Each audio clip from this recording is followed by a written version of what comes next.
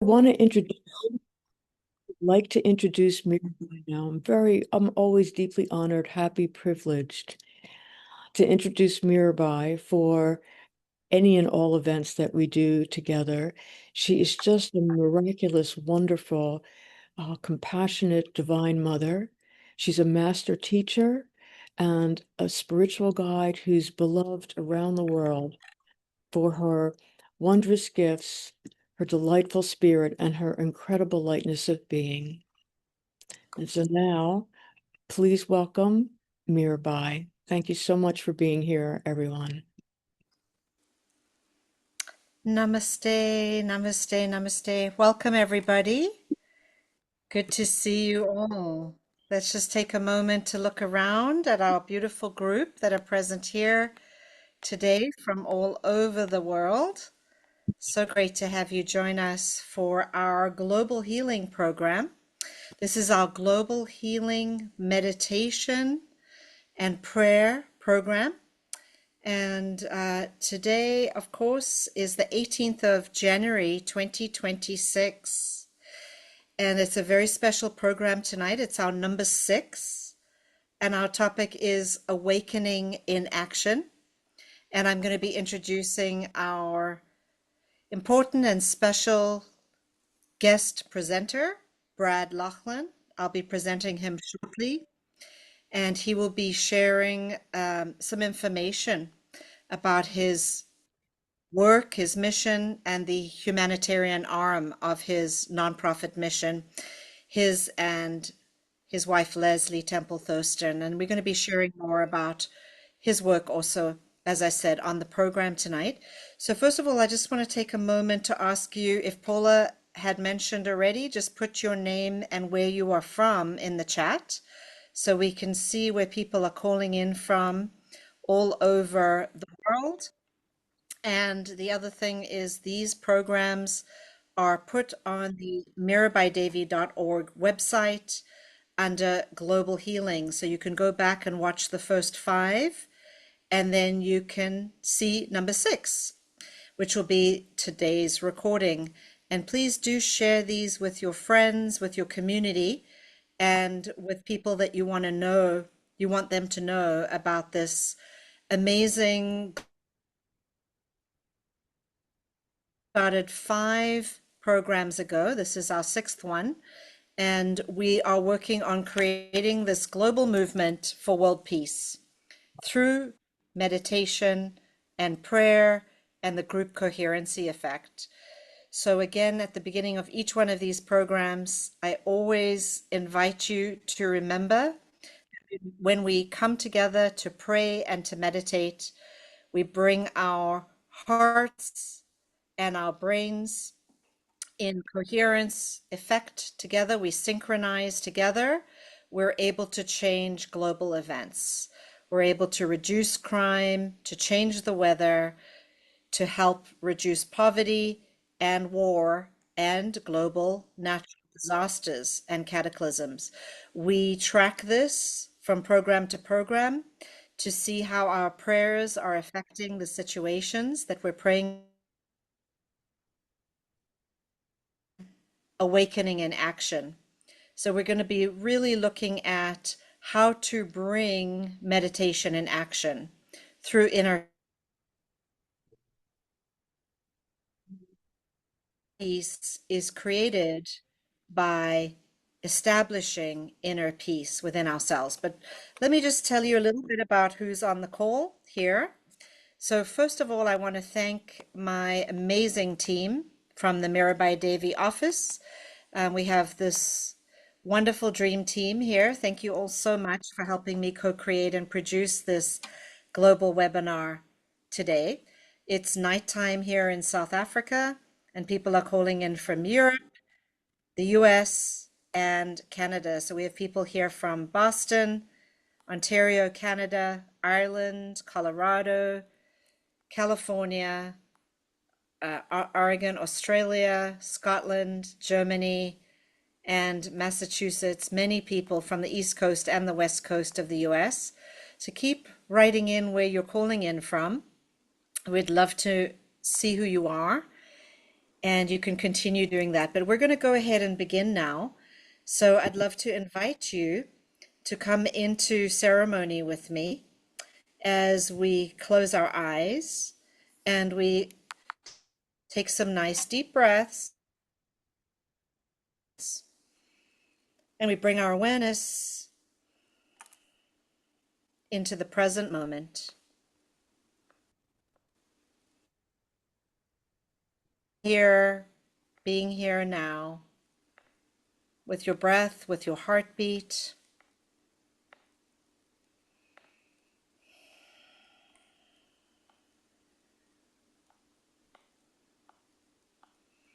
Feeling the presence of this unified field, all these people that are gathered from all over the world that are coming in together to be part of establishing this vibration of peace.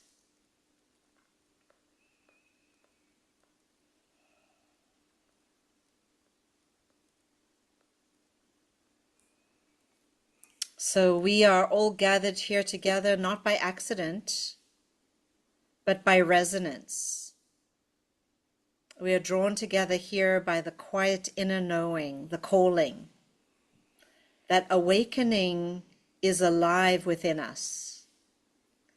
And that awakening is asking to be lived out in the world. Our spiritual awakening is not something distant or something abstract. It is not reserved for rare moments of transcendence, but rather it is the living light of the divine moving through you, through your breath, through your body, through your heart, and through your everyday life. Let's remember that awakening is not a private affair. It is not meant to be hidden or contained. Awakening is the natural radiance of your soul, expressing itself through kindness, through presence, through compassion, and through the way that you meet the world. It is love choosing to move into and through the expression of form. So as we open this space, I invite each one of you to feel the gentle invitation to align inwardly now with your inner truth, your feeling of compassion, and to begin to connect to your unity with all things, with all life, and with each other. We call in the beautiful presence of our Divine Mother, Mother Earth, our earthly mother. And we ask now that our inner alignment with the light, with our soul, with our heart, with our energy, naturally can flow outward into our words, into our actions, into our service work in the world, and into our relationships. Our relationships not only with humans, but our relationships with all life. There's nothing that you need to force today. Just simply allow yourself to feel the love that you are, the love that is within you, within your own heart, and feel how it moves you, how it moves you to act in the world, how it moves you to be of service, how it moves you towards your unique individual purpose and calling. Just take a few moments to feel into that presence of love, and how it is calling you forth in the world.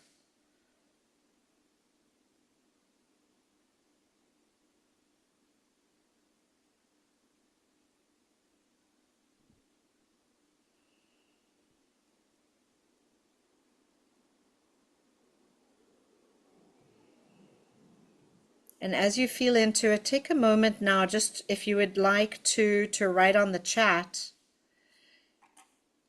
you can put on the chat how you feel your inner love, your inner heart's compassion is drawing you to be of service in the outer world. How is it bringing or guiding your love to be expressed or manifested through action in your life? So if you write that in the chat, then we can read that. If you want to keep it private, you can send it as a private chat message to me, or you can write it down on your journal or on your phone and just meditate on that for a moment. Call that into being. Allow yourself to own that fully and be present with it. Listen to your inner guidance, your inner feeling, your inner knowing.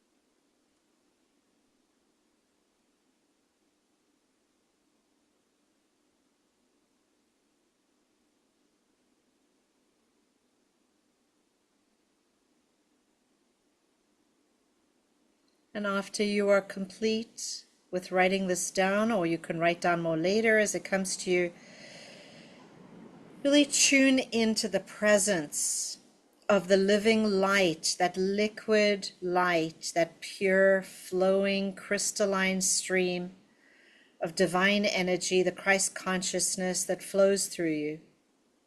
Feeling that golden and white light just flooding through from the top of your head, down your spine, into your heart, and overflowing out through your arms and your hands, and moving down your spine. Let the light breathe you, and feel how you are held and sustained by this presence of the divine light that knows you and loves you more deeply than you even know yourself.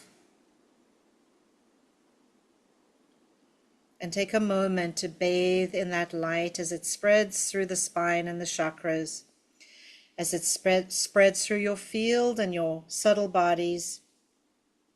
And bathe yourself in the light and allow yourself to connect to that living presence, that infinite knowing, that pure unconditional love.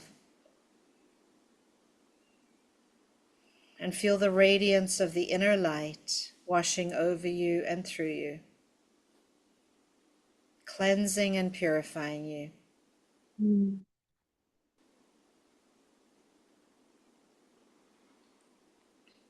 And as you do so, I'm going to make a prayer on behalf of all of us.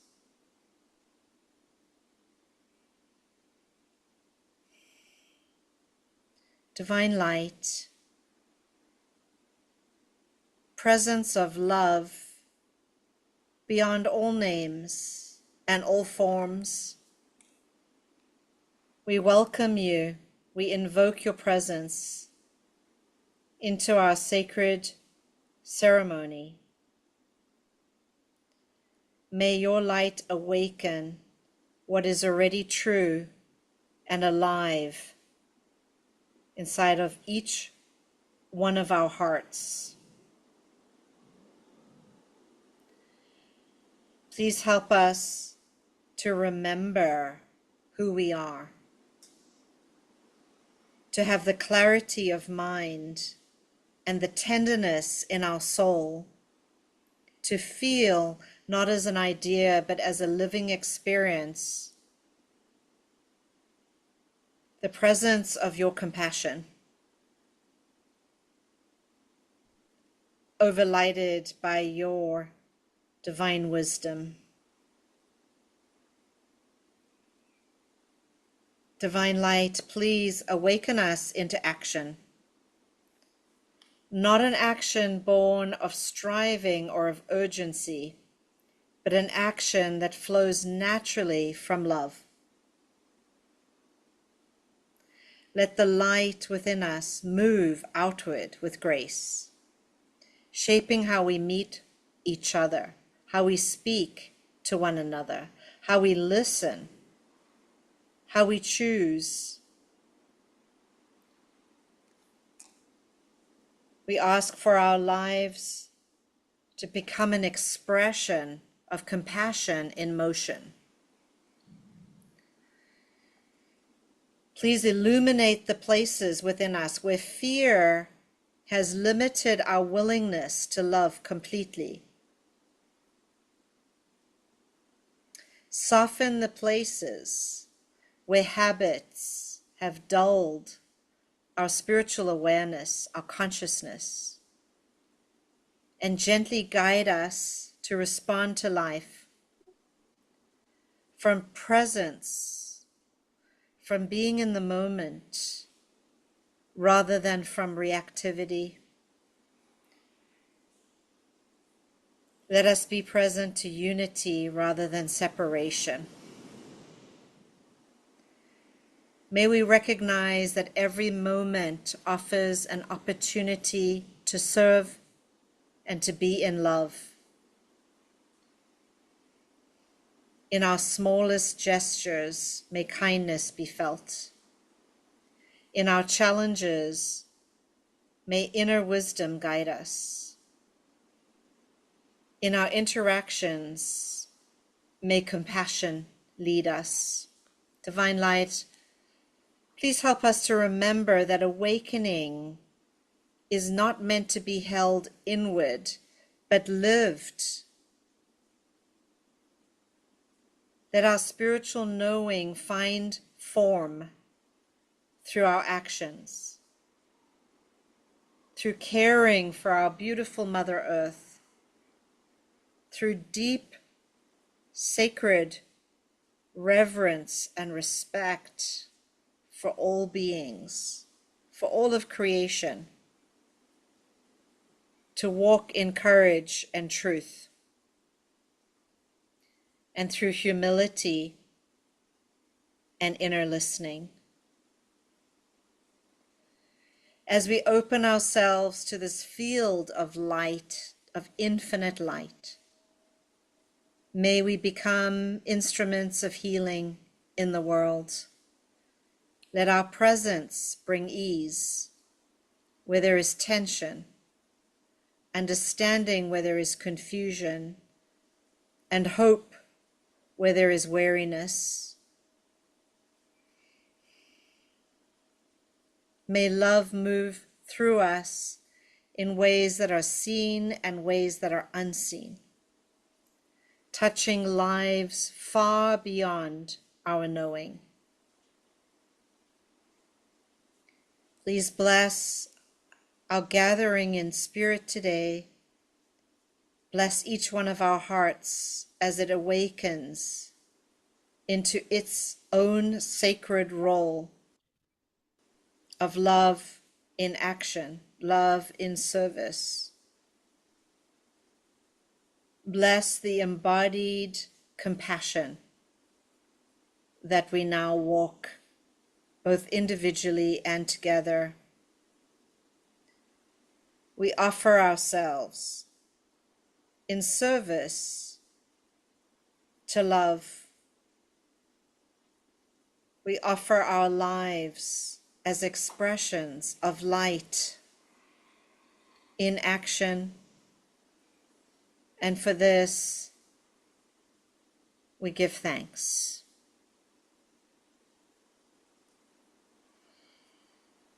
Amen. Aho. And so it is.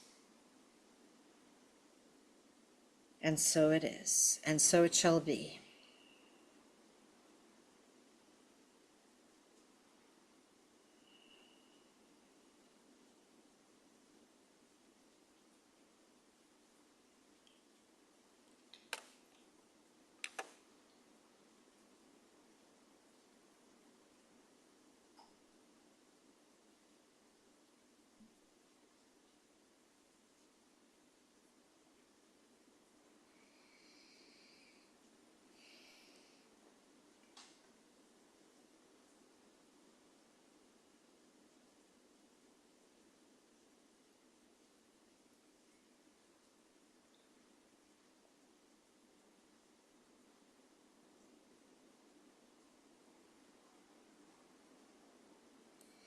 So thank you for this beautiful presence of divine light that is pouring in like torrents of rain. Thank you for the gift of life and the many blessings that we receive daily. Thank you for this sacred gathering of all of our hearts and souls gathering together in love today. We're so deeply grateful. Welcome, welcome, welcome, everybody. Again, thank you so much for being here today. And we're going to look at the overview of our teaching for today's program. And on the first 5 programs, we really moved through a journey together. The first program was called The Power of Collective Prayer. And of course, you can watch these programs on mirabaidevi.org website under Global Healing. So the first program, The Power of Collective Prayer, was where we all began, and that was with true healing together. When our hearts gather with sincere intentions, our sankalpas, then our prayers become a living force field. And in collective prayer, we remember that we are not separate beings calling into the void, but rather a unified field of love capable of profound global transformation. And this creates the energetic foundation for all that follows. Our second program was called Global Peace and Unity, and from our collective prayers naturally arises the recognition of our shared humanity. As our prayers expanded beyond our personal prayers, we began to hold the global vision where we brought all nations, all peoples, all traditions into the same field of compassion, and peace was no longer an abstract ideal, but a lived experience of unity within the heart. And in our third program, we focused on planetary consciousness, and this was focusing on our unity consciousness, where our awareness widened to include the Earth herself, and we came to sense that the planet is not something we live upon, but something we live within. Planetary consciousness invites us to listen to the Earth's rhythms, the cycles, to honor her intelligence, her living intelligence, and recognize our role as the caretakers of this sacred Earth, living within a vast, interconnected, living system. Our fourth global meditation program was about holding the vision. Once we perceive what is possible, we're called to stay present with it.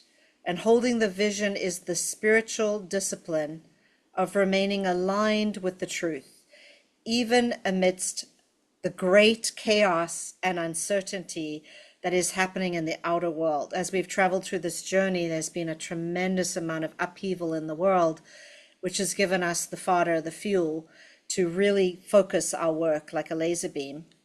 And we've learned how sustaining our intentions, our sankalpas, holding the faith and maintaining an inner steadiness has allowed higher possibilities, higher choices, higher consciousness, higher frequencies of light to anchor and take root in our world.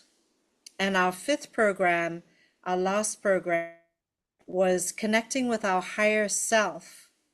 And this teaching reminded us that holding this enduring vision anchors us into our deepest source, our higher self.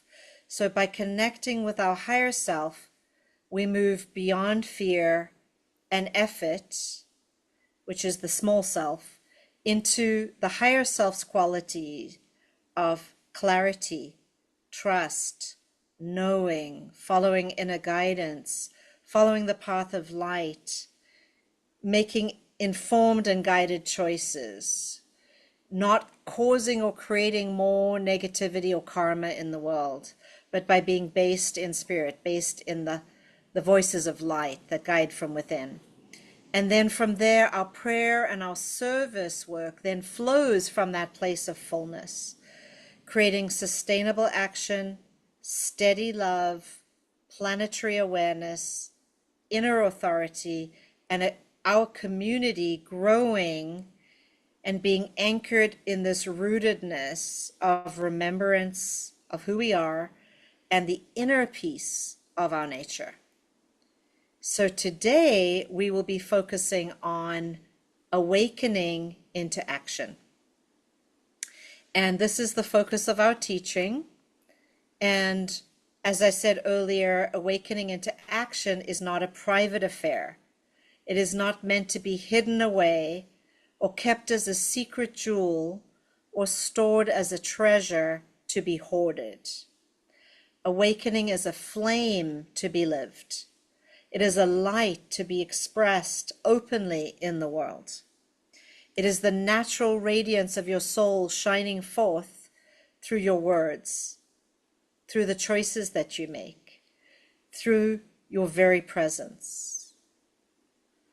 To be spiritually active means that the inner alignment that you cultivate with love, with truth, and with unity ripples outward into every single dimension of your life.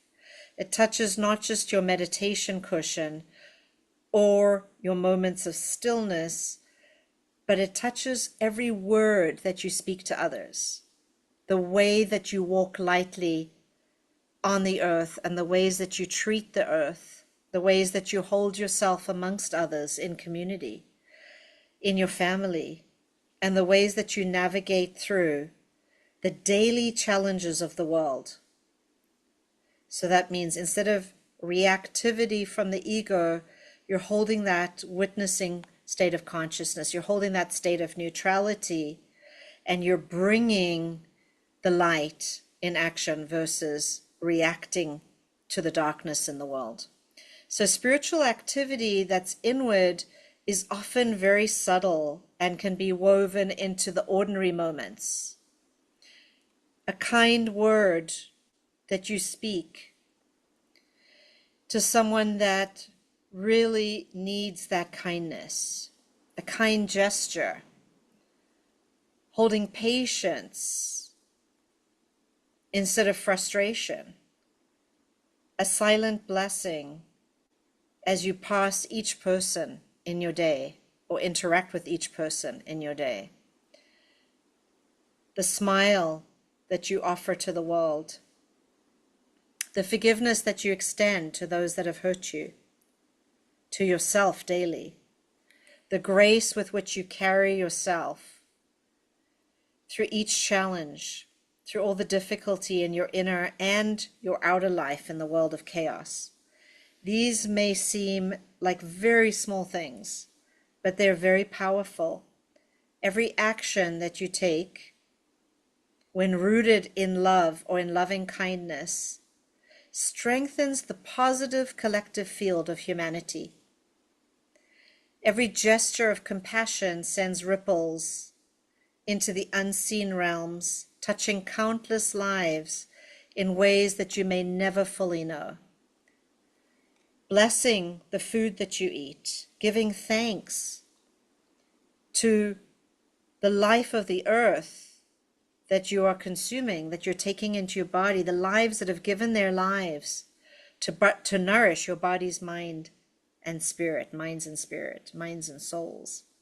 So to bless your meal with gratitude before you eat is a very profound ritual, because it is a spiritual act of interacting with other life force energies through acknowledgement, through reverence, through respect, that they have given up their life for you. Even the water that you drink, the living waters of the earth that sustain all beings, giving thanks for that is a spiritual act.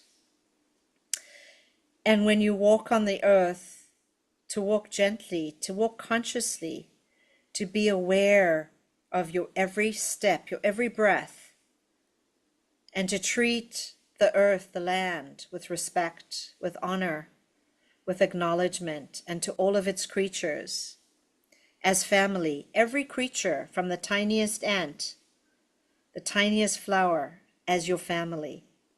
This is spiritual activism in its truest sense. It requires no audience, no applause. It is the quiet inner revolution of love.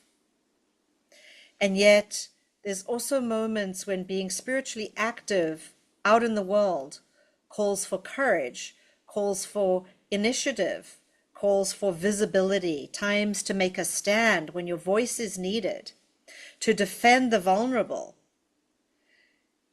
There are times when you need to stand for justice, for freedom, or to protect the indigenous people, the children, the women, the land, the forests, the species, the many species that are going extinct, wherever you feel your calling to make a stand.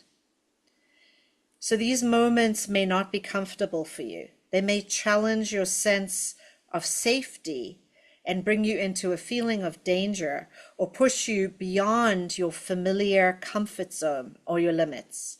But when these moments come, when they arise, you know that Spirit is asking you, is calling upon you to embody love in action. And in these times, do not move from impulse or reactivity. Allow your higher self to guide you, to guide your work, to guide your mission, right? Let your words be consciously chosen and channeled through from divine voice of light, the inner guidance. Let your presence be strong, and let your heart be rooted in love, coming from a space, a heart space of love. So remember that true spiritual action never can arise from an expression of anger or an expression of separation, of shaming or judging. It arises from a place of compassion, from clarity, from the recognition of oneness or unity. And when you act from this place, your courage will become medicine for the rest of humanity, for the rest of the world. So being spiritually active also means embracing and taking responsibility for the energy that you bring into every space, every conversation, every meeting, every gathering. You are a bringer of light, and you have to ask yourself each time you speak, am I contributing to fear? Am I contributing to gossip? Am I contributing to separation or division? Or am I contributing to healing, to peace, to greater understanding? And this practice of awareness requires vigilance. It requires honesty with yourself. And it is also profoundly liberating, because it reminds you that you have the power to shape the field around you through your presence alone, just your presence alone.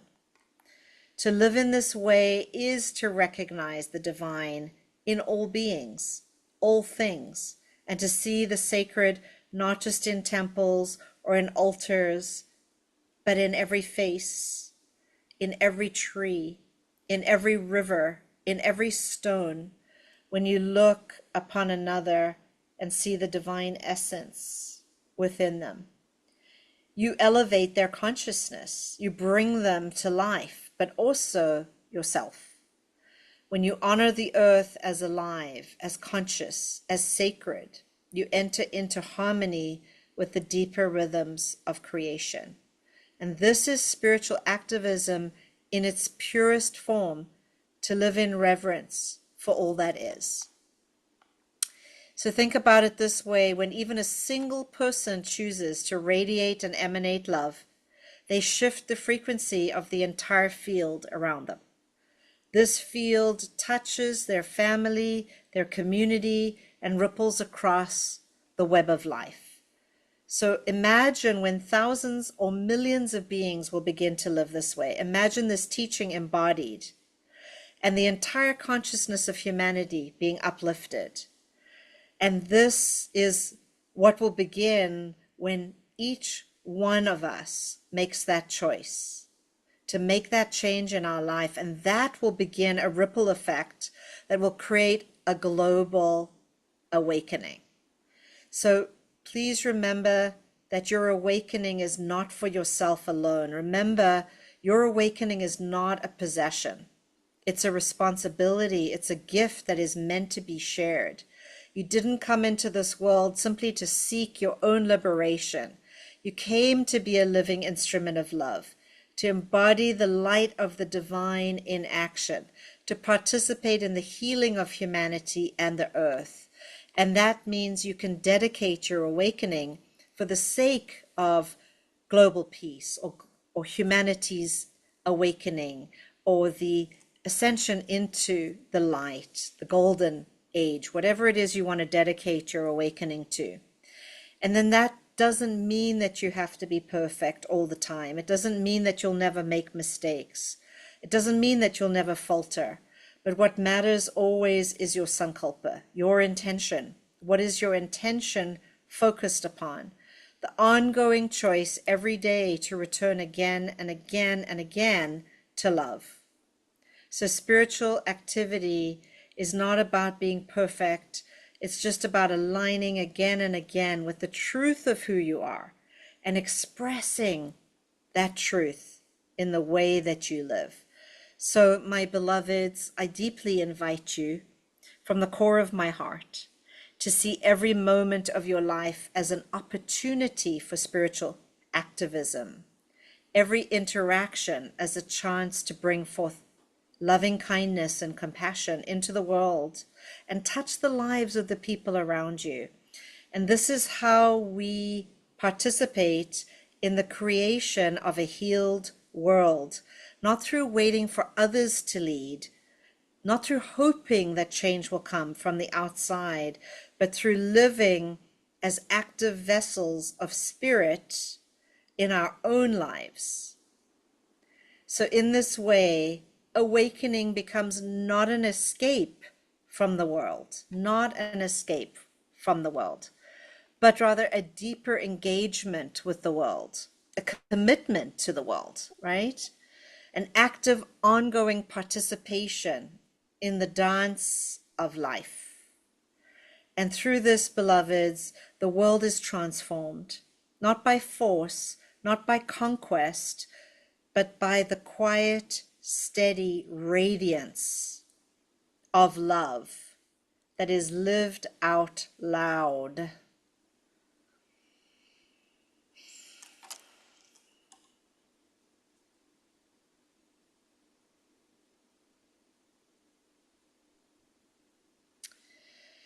So, speaking of love in action and humanitarianism and acts of loving kindness and the empowerment of the community through love and bringing inner peace from within to create outer peace in the world, I would love to introduce to you my guest presenter for today's program. And before I introduce him, I would like to share that on our previous 5 global healing meditations, I shared with you that we would be bringing different spiritual teachers from around the world, from different traditions, to be able to share with you their messages of peace, of global peace, and their leadership qualities and the work that they're doing in the world that is changing lives through action. And so, my guest presenter today is Brad Laughlin, and I'd like to just share with you a little bit about his biography. Um, so, Brad Laughlin is the author of Living with Enlightenment, A Journey of Love, which is about his 25-year life partnership with Leslie Temple Thurston, a teacher of enlightenment, and the profound spiritual transformation that he experienced. Brad's core work is about helping people to awaken spiritually and to find love, joy, and inspiration during these times of great change. Using ancient truth teachings, especially the yoga of the mind and spiritual psychology, he offers simple yet powerful practices for dissolving limiting ego structures and for remembering our inner divinity, who we truly are. Brad and Leslie are co-founders of the nonprofit corelight.org, and Corelight's humanitarian arm, seedsoflight.org, serves marginalized communities in South Africa, including orphans and vulnerable children. And so today, this is going to be a departure from our normal format because the divine invisible hand has been hard at work bringing our meeting together as Brad Laughlin and Leslie Temple Thurston and myself have known about each other's work for decades. And I knew about them and their work, they knew about me and my work, and the parallels in our work and missions are uncanny in the nature of our work and in our dedication to world peace. So Leslie Temple Thurston was born in Johannesburg, South Africa. She is an enlightened spiritual teacher. She went to the US to teach in the US and also to give darshan and Shakti transmissions through the eyes and the hands. And many thousands of people came to receive the wisdom teachings, the Shakti, and the divine love. So in that mission together, Brad Laughlin and Leslie Temple Thurston wrote books together. And currently, Leslie Temple Thurston is fully retired, and Brad Laughlin continues the Core Light mission and the Seeds of Light mission, which is the humanitarian arm of the organization. And it's very unusual for me, to meet people or someone like Leslie Temple Thurston or Brad Laughlin who have such a similar mission to mine. And so I am, as you know, currently in South Africa, and I'm here in the same space visiting them and learning about their work and their mission and their teachings and their humanitarian outreach work.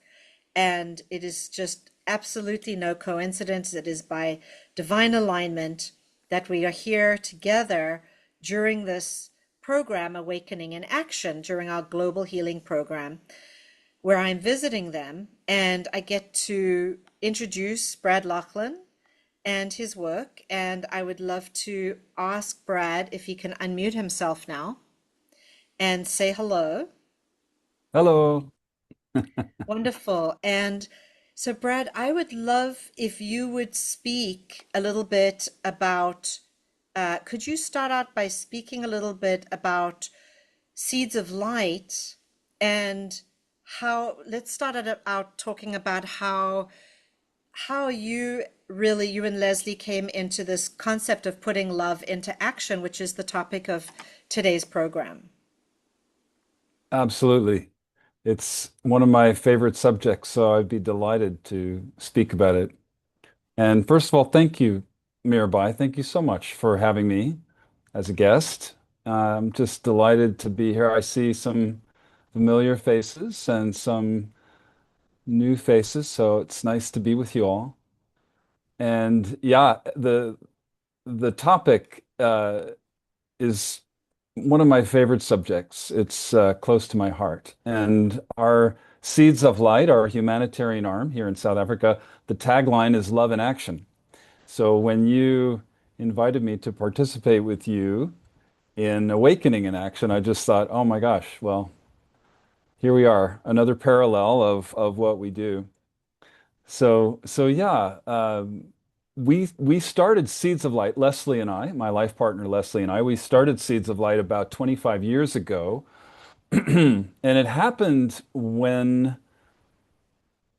our hearts were broken. They were broken wide open when we learned about the plight of AIDS orphans in South Africa. At the time, there were about 1.5 million AIDS orphans and many, many more vulnerable children. A vulnerable child means that it's, a child who maybe has only one parent, and maybe that one parent is sick or has to work all day. But uh, uh, when we learned about that, we truly we were so deeply moved that we knew we couldn't live here in South Africa without doing something to help. And so we made a commitment. We made a commitment to uplift as much as we possibly could in our own humble way the area where we lived, beginning with children. And so it was sort of a very we had a grand idea in the beginning. We we wanted to start an orphan center, to help the children, and we quickly realized that was not practical. Because we didn't have the skills, we didn't know what we were doing, we weren't here that much, we didn't have the funding, and so we just made a prayer. We prayed to the divine and just said, look, we're your hands and your heart here on earth, and show us how we can serve. Show us what we can do. And we got the very first thing we could do was at our events in the United States, our meditation events or darshans, we would kind of pass the hat around and we'd just say, hey, there are all these orphans in South Africa. If you put your money in the hat, we promise you 100% of it is going to go to help the children. And we found women who started what they called at the time children's homes. And these women were very, very poor themselves. They usually had a shack that was just one room, and they might take in, 10 or 15 or 20 kids and have them all living together, but they would feed them and they would buy them school uniforms so that they could go to school and just love them, just have a place for them. And so that's really how we started. Um, Mirabai, would you like me to tell some more of the stories along the way, or is that what you had in mind? Please, yes, go ahead. Yeah, Okay. that'd be wonderful. Thank you. Yeah, so it sort of grew from there, and I guess I need to preface this by saying, we didn't have a grand plan at all. We literally just followed our hearts, and it was like a breadcrumb trail. We just knew, okay, here's the next step, and we would follow that. And I love what you said, Mirabai, in the beginning. You said putting your love into action is, it's something that we just follow our heart. And I think you used the word heartbreak. So to me, that's one of the keys, is one of the teachings I received from this path of humanitarian service is when something breaks your heart, you know that that's your own soul calling you to something, because spirit speaks to us through the heart, and the heartbreak is that place where we know we have great passion, we know we have love, and hence our tagline, putting love into action. Um, yeah, so anyway, that's how we started, was supporting children's homes. And it's grown tremendously because there's no shortage of need out in this area. It's one of South Africa's poverty nodes. The area where we work is it's about 80% unemployment. about 1 in 3 people is HIV positive. There's very little water and electricity. So you're talking about, a very, very depressed area. And so as a consequence, Seeds of Light grew a lot, very organically. And we would always just pray and say, all right, how can we serve? What can we do next? And the next project would always be bigger. So it started, the next thing we did was we started teaching art to children. And that's because Leslie was an artist herself. She always, her premise was child learns that they're not empty inside, that they always have a creative solution to life's problems, to any issue that arises. And as we all know, if you're on a spiritual path, you know that that creative force is the force of the divine. It's our soul coming through us. And so we thought, well, teaching the children art would be a really, really positive thing and support them with whatever issues came their way. And there's plenty of issues in the area where we work. So the second that this we started we started teaching art under an oak tree. There was this giant tree, and we promised the children food. And so we'd spend about an hour teaching art, and then we'd feed them. And as you can imagine, it was once a week. And with every week, there were a lot more kids until it got so big we didn't fit under the oak tree anymore. And uh, so anyway, that was the beginning. And fast forward to now, we're 25 years later. A lot of those little kids are now adults, and many of them are making a living with their art, amazingly. Or some of them have become art teachers. And our little tiny art program that started under a tree has now grown so much that it's in schools. They're teaching our art program in schools. And we had a really lovely group of students who chipped in some money. It wasn't, it didn't take that much, but we refurbished a building. And so now we have a building where we teach art and we teach reading. We have a little library there. So this is how it works. It sort of grows. And I'll tell Mirabai, I want to be aware of the time, but there's one really important story I'd love to share. And this story is such a great example of what I like to call, Leslie coined the phrase, it's called greased grace.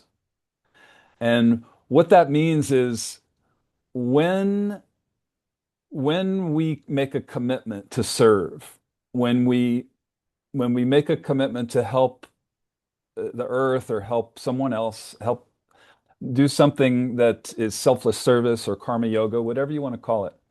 Um, Whenever we do that, spirit meets us more than halfway. And in fact, it's exponential how much spirit steps up to meet us. And so the story I'll tell you is one example of dozens, but this is a very dramatic story that inspired me.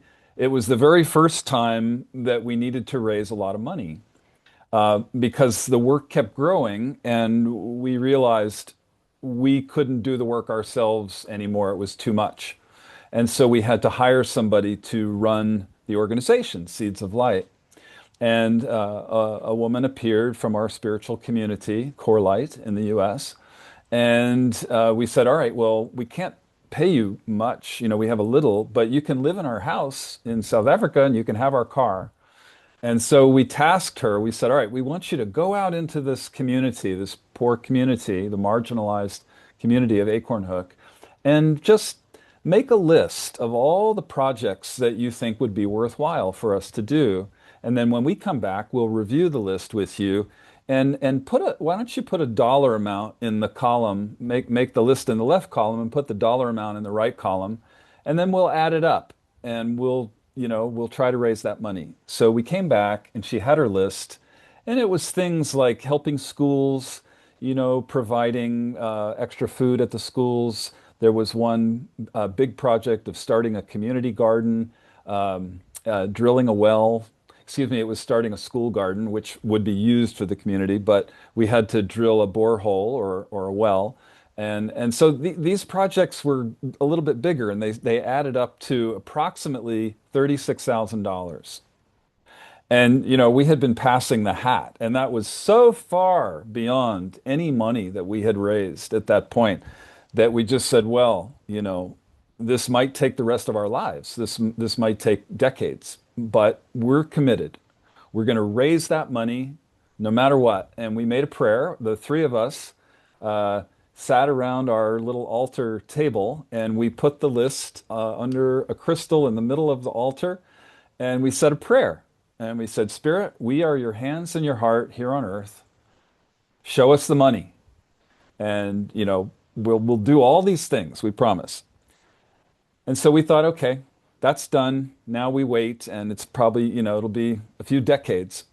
But what happened was within a few days, we got a call from the person in the US who was helping us manage Corelight. And she said, "You'll never guess what happened." And by the way, we had not told anybody, we had not told her or anybody else about the list or the dollar amount. And so she said, "You'll never guess what happened. I just got contacted by a man who his name is Gil. Do you remember Gil? He used to sit in meditation with you long ago. And he said, "Hey, I heard you're supporting AIDS orphans in South Africa. And is that right?" And she said, "Yeah, that's right." And he said, "Well, I'm a philanthropist and I would like to help you. And I'm going to send you a check for $36,000." It was literally, literally the amount we had written on the piece of paper was within like $200 or $300 of $36,000. And you can imagine it blew our minds. But this was the first example of greased grace.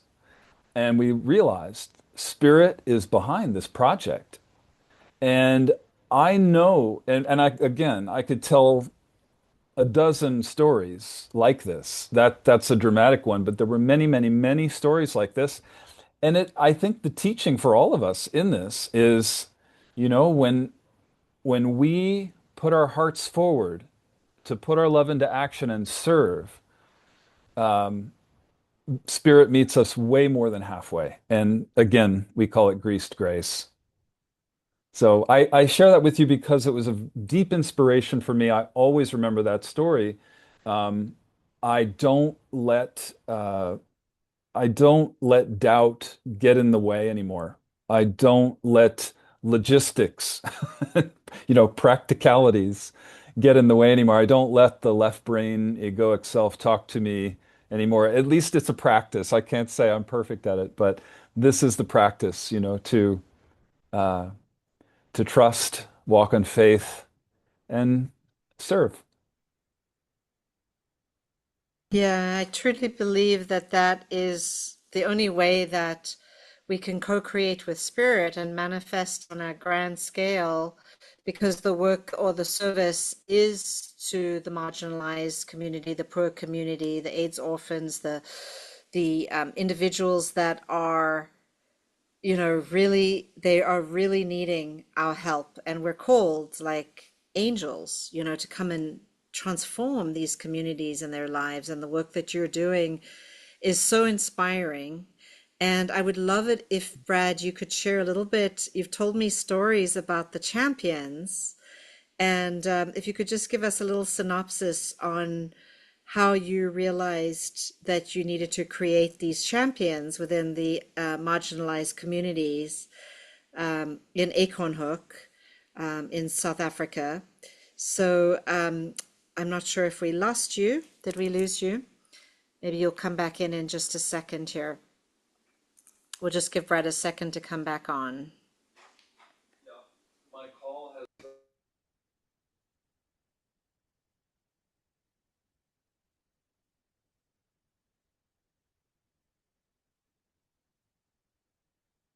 Here. Okay. Hi, everybody. Hi, where's the camera over here? Right. Okay. So yeah, so we have limited bandwidth here in rural South Africa, so my call dropped. Um, but yeah, Mirabai asked me to speak a little bit about the champions. This is a very important way we learned to work, because there's so many well-intentioned people who come to South Africa and say, here's how we're going to help you. And it's very well-intentioned, but it doesn't work. It always backfires, because it sets up a relationship of the savior and the victim. And we learned the hard way. we, you know, we learned through trial and error that the way to do this, to make it sustainable, is we go into Acorn Hook and we find the people who we call champions. And 90% of the time, it's a woman. We have some very powerful male champions, but it's 90% of the time a woman. And a champion is somebody who has a big heart, leadership skills, and a vision to help the community. They have a strong passion to do something, to make a difference, to help their community, whether it's starting an orphan center or helping care for elders or starting a community garden or whatever it is. So we find that person that we call the champion, and then we say, we will support you, we'll help you, we'll give you what you need to get started, but you have to do all the work. And so very often you would think it's about giving people money, and that is not it. We've learned, we can provide skills trainings, we can provide supplies. Sometimes it's money. We provide a lot of guidance. We provide support of various kinds. But what happens is this makes the project sustainable, because then they do all the work. They own the project. It's theirs. And we've had some extraordinary success stories. One man in particular, one of the greatest champions we had was this man, and he's still around doing extraordinary work. His name is Try Give. Some of you may know of him if you've been around Corelight, my nonprofit, for any amount of time. And he started a community garden in a very ingenious way. We said, he wanted to start a community garden, but he didn't have any money and he didn't have any water. We said, well, don't let that stop you. Do what you can, and then let's let the divine come in. Let's let spirit come in and provide the rest. So we said, all right. He said, I have the land, and he said, I have a lot of volunteer workers, people who will come in and do the work, but we don't know how to do. We don't have any training. We don't know how to start a garden. We don't have any seeds. We don't have any tools. And we said, all right, we'll provide the seeds, the tools, the training. You've got the land, you've got the people. The big thing that was missing was water. You can't really start a garden without water. So he had this ingenious idea. We said, let that stop you, move forward.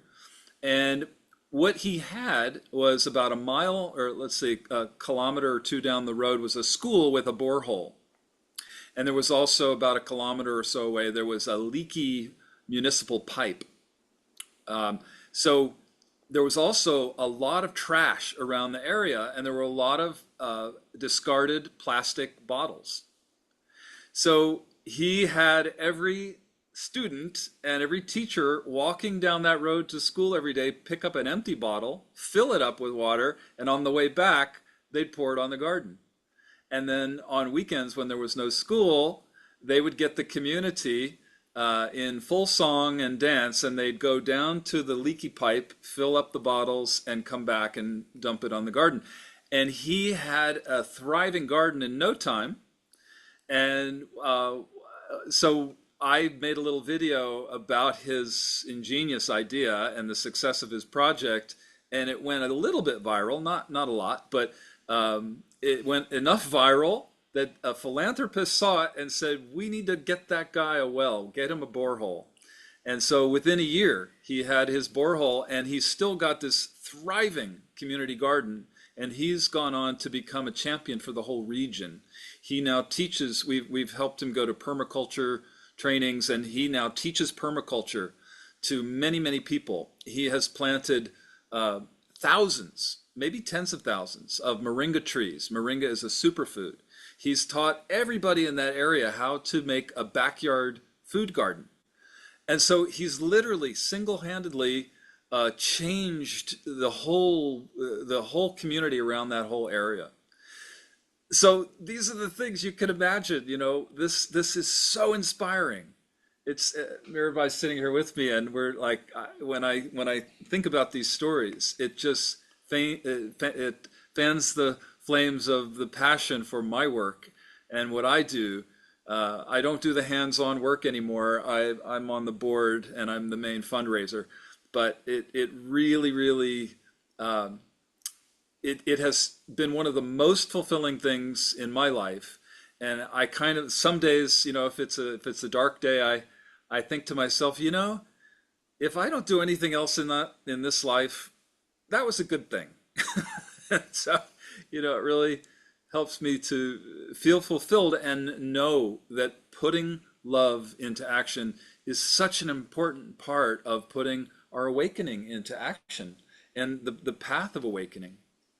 Do you want to Beautiful. come No, in? I just want to say, Brad, that's very inspiring, and thank you for that. And yeah, I think everybody here is deeply moved by those stories and that sharing. And would you like to share? We're going to put your websites onto the chat, but would you like to share if you have any upcoming events or anything that you would like to Sure. invite people to just briefly to share about? Thank you. Yeah, I can say if you are interested in the work we do, first of all, seedsoflight.org is the humanitarian arm. So you can sign up on an email list and learn more about that organization. If you're interested in the spiritual work that I do, the work of spiritual awakening, it's corelight.org. And I have a monthly free podcast called the Spiritual Weather Report.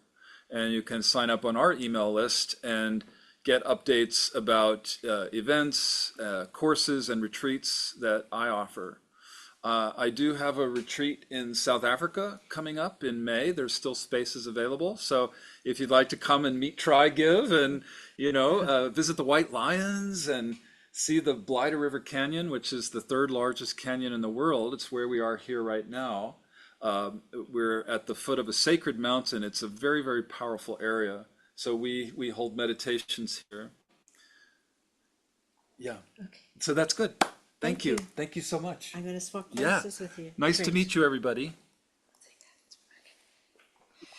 Thank you so much to Brad for those amazing, inspiring stories. I know when I first heard these stories, I was incredibly inspired by the project or the projects and the idea of creating champions and the way that they figured out how to create champions. And there are many different stories. Brad is just sharing one story with you about one of the champions. There are many different champions, and there are many different stories about different projects that champions have created within the marginalized community that have created a massive level of change here on the ground. And just to mention that we will have a separate program. It won't be today, but we will have a separate program where Brad and I will be talking more about the sacred mountain and the sacred land here that he lives on in South Africa, and talking about how this is like a birthing portal or a creation portal for the planet, and that this is deeply sacred to the Africans. And traditionally, a lot of prayer and ceremony was done here on this land. It is a healing vortex, and we're going to be doing some earth work from this vortex. So Brad Lachlan and I will be leading a retreat here in 2027 in the new year. And so we're going to be introducing that to you as well for those of you that can't make the retreat coming up that he just told you about, which we'll also put onto the chat. Then we'll have another one in the new year and we'll tell you all about it. But I think just having a deeper dive on another occasion into exploring all of this, I think is going to be important for those of you that are interested and want to hear more about it. the world work or the earth work that you can do from a energy node or an energy portal that is like a generator that feeds into the grid of the earth and the ley lines of the earth in a place like this sacred land that we're on right now, creates a far greater generation of effect towards creating deep spiritual energy work for transformation and change in the outer world. So that's what we're working on here. That's what we're doing here on this land now. And that's what Brad and Leslie have been doing here for 25 years. So with that said, we're going to go within now and we're going to go into our meditation. And our focus, since it's on love in action, thank you so much, Brad, for sharing all that with us and for being my special guest presenter today. We all thank you. My focus now is on each one of us individually working on finding our mission or our love in action service work in the world through accessing our higher self and through listening to our inner guidance. So I would love you to close your eyes now and allow yourself to be led into meditation as I take you into an inner journey into the worlds or the realms of light. And I share with you a beautiful world, a world of light, an inner world or an inner plane dimension as we take this journey together.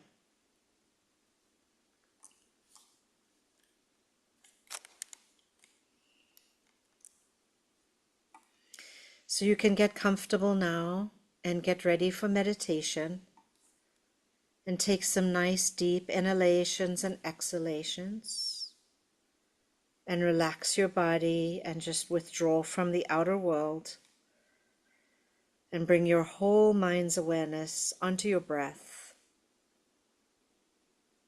and into this moment.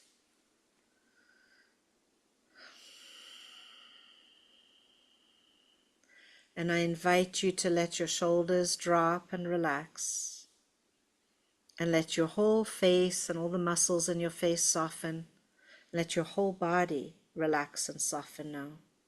Letting go, letting go, letting go of any tension anywhere in the body or the mind. There's nothing that you need to do now. Nowhere that you need to go.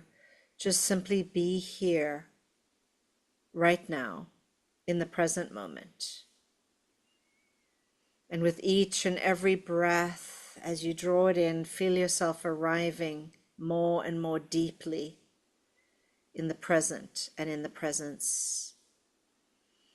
And gently open your heart just a little bit more now to the presence of the divine light within you. And really use your breath to take that inner journey.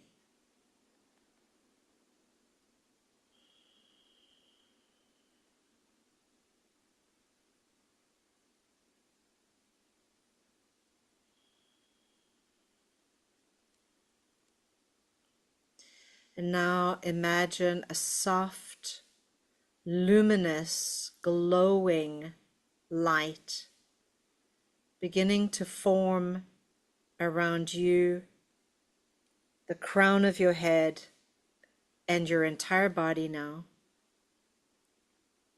Feeling the presence of this light as warm, as intelligent, and soft, very, very gentle, but present.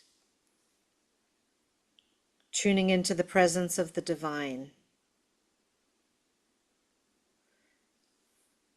Feeling the presence of your higher self surrounding you, holding you, and preparing you for this journey of remembrance.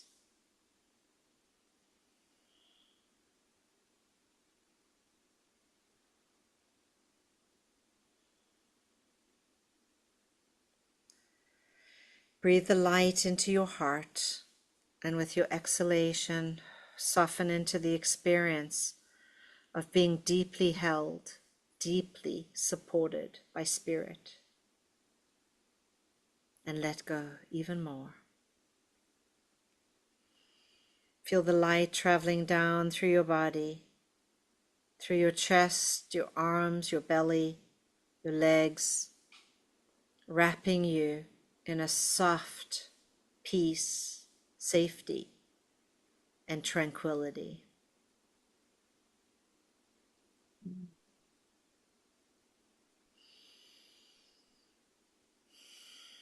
Now go into your mind's eye, and in your inner landscape, begin to imagine or visualize a pathway of shimmering light opening right in front of you. And you're looking at it with your mind's eye. You're looking at that shimmering golden pathway of light. Although the pathway is living within you, not outside of you. And yet, as you tune into this golden pathway, it feels very ancient and very familiar, as though your soul has walked it many times before. So imagine now that pathway. You can feel the light in your crown at the top of your head, and you can also feel your feet standing on this pathway of light, as if you're grounded on it and walking through it, and yet at the same time it's very ethereal and subtle. And yet the ground is there, soft, supple, radiant, and yet supportive. So walk forward on the pathway at your own pace, illuminated by the light, feeling the light drawing you, calling you. With every step, feel yourself rising above the heaviness of the world, rising above the noise of thought, rising above the burdens that you have been carrying.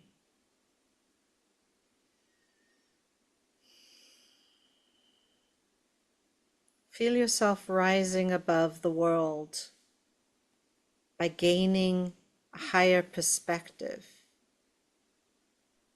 that you can see the world beneath you.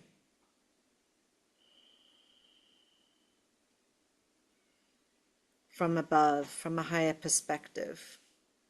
And feel your energy lifting up, becoming lighter, becoming clearer. And allow yourself to expand and expand and expand. Feeling the lightness of being, the light filling you, surrounding you. Just allow yourself to begin to really melt or dissolve into that light. There's a radiant gateway of pure light in front of you. Alive, luminous, and welcoming. And you start to sense that it really is a gateway into a higher realm or a higher dimension. And these are the realms of wisdom, of unity, of divine remembrance. Almost like a heavenly realm. So give yourself permission to go through the gateway. And at the gateway, your guides are there to meet you. They are there to welcome you. And they welcome you through the gateway to the other side, to the world of light. And as you step through the gateway, all you can see is a vast, expansive, peaceful, and radiant world of light. You feel it more than see it. It is really beyond description. It is not something that we can put into words. It is to be experienced. It is to be experienced because there is no sense of time there. You are in absolute, total, pure timelessness. There's no separation, no fear, only love, only infinite presence, infinite peace. And just allow yourself to rest here in this world of light. Effortlessly, you are being in this luminous field, completely supported and held in the light.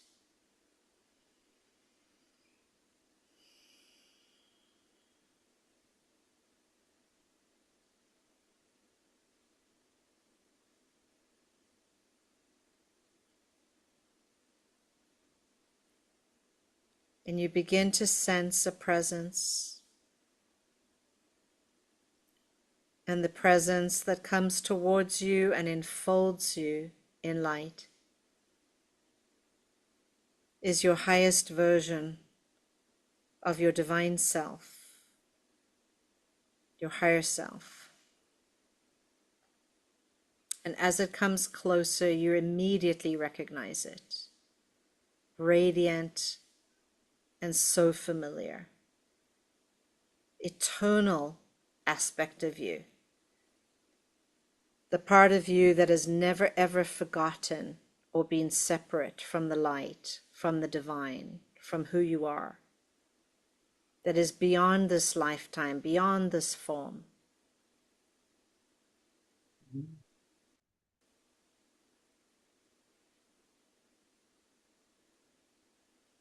And in this meeting,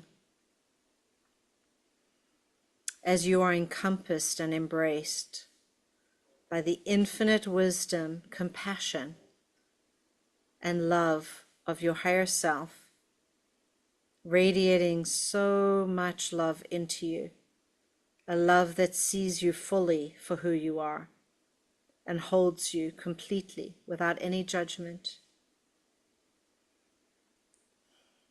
In this embrace, where you feel the currents of divine energy flowing between you, healing you, restoring you, reminding you, awakening your remembrance of your soul, of your eternal nature, of your life beyond this 3D matrix, this illusion.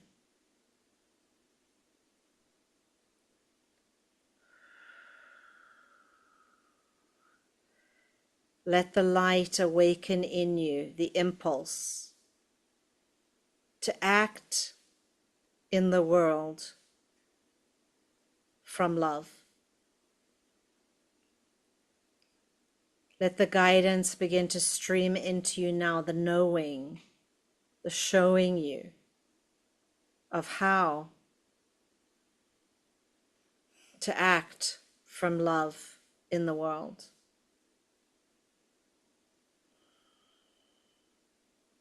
You are here to be love, to be the light, to let compassion flow through you.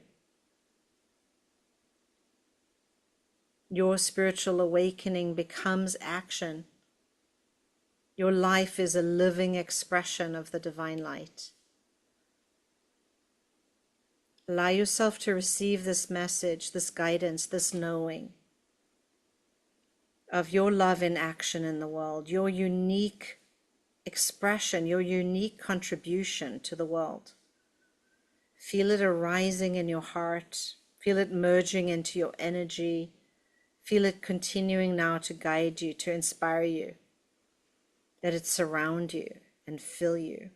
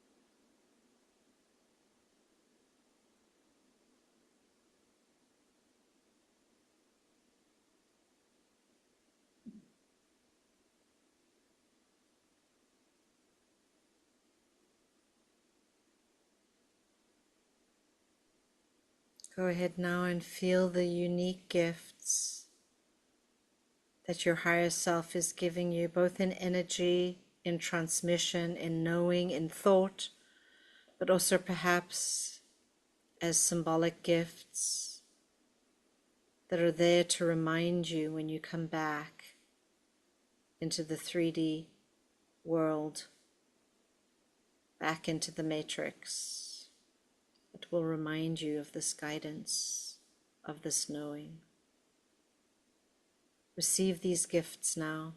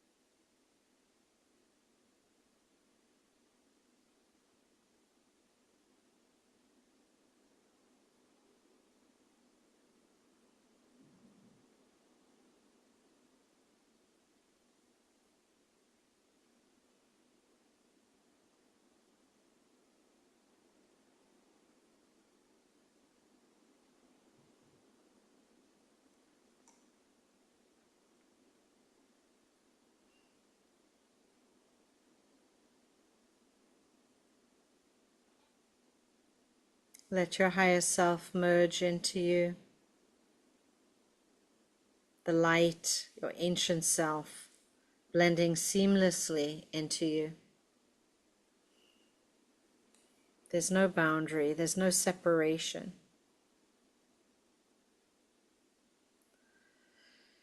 You are becoming whole.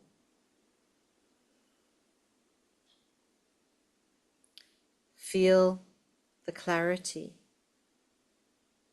the wisdom, the compassion.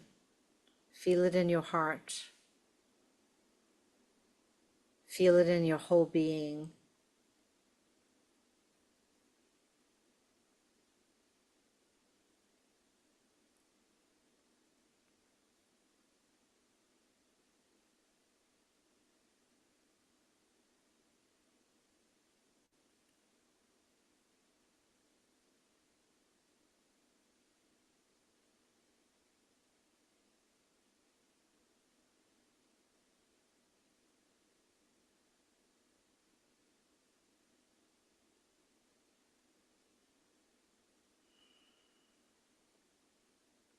And now, when you are ready, it is time. It is time for you to come back from the world of light. I know it isn't easy, but your work is not done. You are not complete in this world. It is time for you to come back. And you come back because you know that you need to express your awakening in action. And allow yourself to slowly and gradually begin to return along the luminous pathway, descending gently, slowly, carefully back towards your physical body now. Taking your time, making your choice.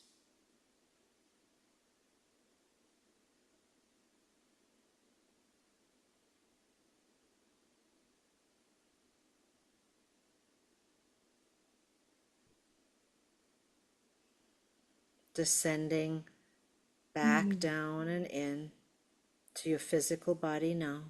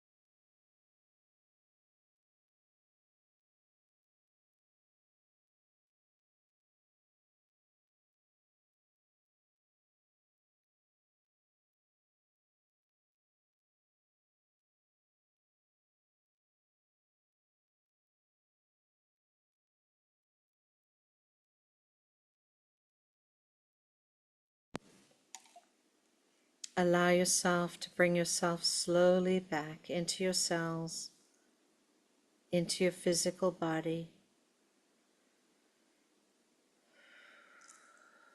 into your nervous system, gradually bringing your awakening into form.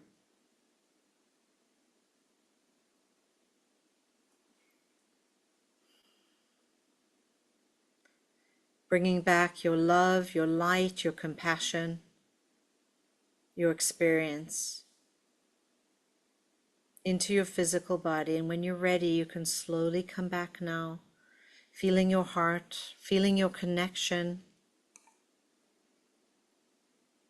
feeling your higher self present within your heart as your constant anchor and guide.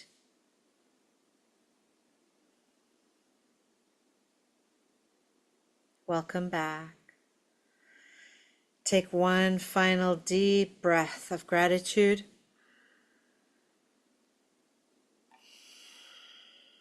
And when you're ready, you may open your eyes gradually and slowly. You're back home in your body, and your awakening will continue to now live through you, ready to move out into the world through your love, your light, and your compassion,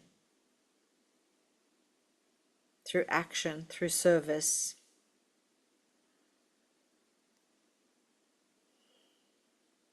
So we're going to close with a prayer, close our beautiful program with a prayer all together. I'll say on behalf of all of you, as we come to the close of our time together, let's pause once more and just feel what has been awakened within us.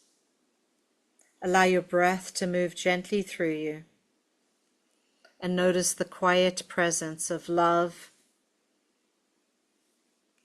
that remains steady and silent, alive and available within you to access. And I pray on behalf of all of us, divine light, our higher self, our guides, we give thanks for all that has been received here today, all that has been seen and unseen, spoken and unspoken. We thank you for the insights, the guidance, the messages, the teachings that have emerged, for the softening and opening of our hearts, for the remembrance of who we truly are. May what has been touched within us now be integrated within us, into our coming days and weeks, into our lives, with ease and with grace. Let these awakenings gently settle into our body, into our mind, and into the rhythm of our daily lives. Nothing rushed, nothing forced, just allowing this wisdom to unfold in its perfect timing. Beloved divine light, as we step back into our world and into our lives, we ask that the awareness cultivated here continue to move through us as living action. Let love guide our words, our choices. Let compassion inform our responses. Let clarity support us in meeting each moment with presence and with care. May we remember that awakening does not end when this ceremony ends today. It continues in our every conversation, in our work, in our relationships, and in the quiet moments when no one is watching, in our inner meditations. Let our lives become an offering, an expression of kindness, of integrity, and of service to the whole. Bless each and every soul, each one of us here today, as we walk forward on our paths. Bless us with courage to live awake. Bless us with the humility to listen deeply. Bless us with the willingness to let love lead.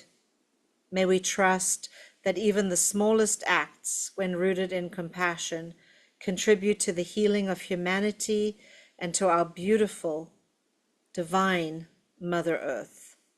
And may we know in the deepest place within the core of our hearts that we never, never walk this path alone. Light, divine, thank you for your guidance. Thank you for your presence. Thank you for the love that moves through us and beyond us. Thank you. Amen. And so it is. Mahalo. With gratitude and reverence, we close this space, we close this ceremony, we carry this light forward into the world. Thank you. Thank you. Thank you.